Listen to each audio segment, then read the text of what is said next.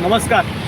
आपण आता पुणे सोलापूर महामार्गावरती उभे आहोत आणि या महामार्गाचा जो रस्ता आहे तो इथे तुटतोय आणि इथून पुढे हा उरलेला जो रस्ता आहे तिथे आता असं फायबर केबल टाकायचं काम सुरू आहे.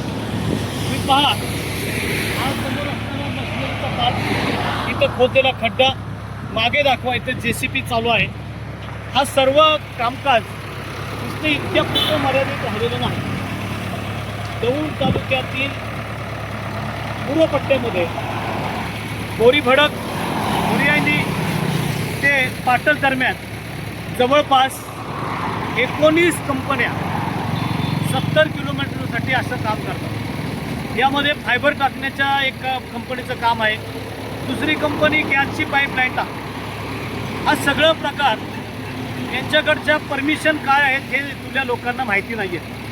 एक इंग्रजी कागद दाखवतात, इकडल्या ग्रामीण जनतेला सर्वांना इंग्रजी वाचता येत नाही आणि त्या इंग्रजीमध्ये काय लिहिलं हे माहिती होत नाही. इथले जे कामगार आहेत ते कामगार सब ठेकेदार आहेत. त्यांच्यानंतर एक ठेकेदार असतो आणि मूळची कंपनी काम घेणारी ती वेगळीच असते. त्याच्यामुळं मूळ कंपनी कोण, महत्त्वाचा ठेकेदार कोण, सब ठेकेदार कोण, ह्या सगळ्या भानगडी आता संशयाच्या ठरल्या जातात. सगळ्यात महत्त्वाचा विषय म्हणजे महामार्गावरती चालू असलेल्या कामाचा फटका इथल्या सर्वसामान्य नागरिकांना, इथल्या शेतकऱ्यांना, रस्त्याच्या कडेला असलेल्या व्यावसायिकांना मोठ्या प्रमाणात होतो. या ठिकाणी काम करण्यासाठी काही दादागिरी करणारी मंडळी या कंपन्याच्या माध्यमातून आलेली आहे आणि असा प्रयोग आता वाकडापूर वाखारी असेल, सहजपूर असेल, या परिसरामध्ये सध्या तो हैदोस घालतोय.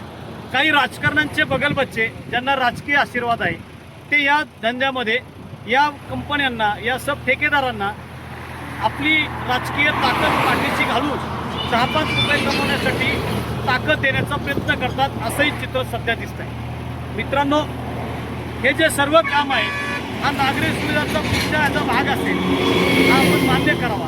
पण या कंपन्याने काम करताना स्थानिक शेतकरी असतील, इथले व्यापारी असतील, हा रहिवासी आहे, या सर्वांना त्रास होणार नाही याची काळजी घेतली पाहिजे. सध्या सहजपूरच्या पट्ट्यामध्ये जावजीबाची वाडी या भागात गॅसच्या पाईपलाईनचं काम चालू आहे. रस्ता अर्धवट अडवला जातो, त्याच्यामध्ये त्यांचे साधन सामुग्री उभी असते, याच्यामध्ये JCB मशीन असेल, त्यांना ड्रिल करण्यासाठी लागणारा कॉम्प्रेसर असेल, अशी वाहनं रस्त्यात उभी असतात. वर्दळीचा रस्ता आहे, हायवे आहे, पण तिथे रस्ता जाम होतो आणि हे सगळं करताना या कामाचे काम करणारे ठेकेदार कंपनी आम्ही परवानग्या घेतल्या आहेत एवढंच सांगतात आणि एक इंग्रजी पत्र दाखवतात. त्या इंग्रजी पत्रामध्ये फायबर प्रॅक्टिकल कंपनीला असं सांगण्यात आलेलं आहे की तुम्ही इथं फायबर केबल टाकण्यापुरती आमची परवानगी आहे, पण इथं लागणाऱ्या अन्य ज्या परवानगी आहेत त्या तुम्ही काढल्या पाहिजेत आणि त्या परवानगी आपल्याला त्या दाखवत नाहीत. उलट या कामावर एखादा व्यक्ती आला, त्यानं विचारणा केली तर तो आमच्यावर दादागिरी करतो, पोलिसांना फोन केला जातो आणि पोलिसांकडून दबाव आणला जातो.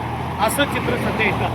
तुम्ही पहा, हा सर्व प्रकार एका ठिकाणी नाही, इथून एक अर्ध्या किलोमीटरवरती अशा स्वरूपाचे बॅरेक लावलेले आहेत, तिथंही हा प्रकार चालू आहे. या सगळ्या भानगडीमध्ये इथूनला शेतकरी, नागरिक, व्यापारी आणि प्रवासी त्रस्त झालेला आहे. या सर्व कंपन्यांची खरीखुरी माहिती इथले तहसीलदार असतील, पोलीस इन्स्पेक्टर असतील, तसेच रस्ते विकास महामंडळ असेल, हा हायवे पाहणारच जे प्रशासन आहे ते असेल, त्यांनी इथल्या नागरिकांना दिली पाहिजे.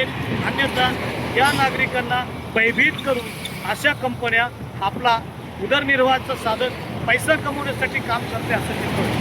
70 किलोमीटरमध्ये 19 कंपन्या, या 19 कंपन्याची माहिती या दौंड तालुक्यातल्या कुठल्याही व्यक्तीला नाही. इथं जी माहिती आहे ती फक्त राजकीय आशीर्वाद असून यांना सहभागी असणाऱ्या काही नागरिकांना. तुम्ही पाहत राहा आवाज लोकशाहीचा. मी विजय चव्हाण. संपर्कासाठी 97 65 56 69 16 94 23 21 22 27. धन्यवाद.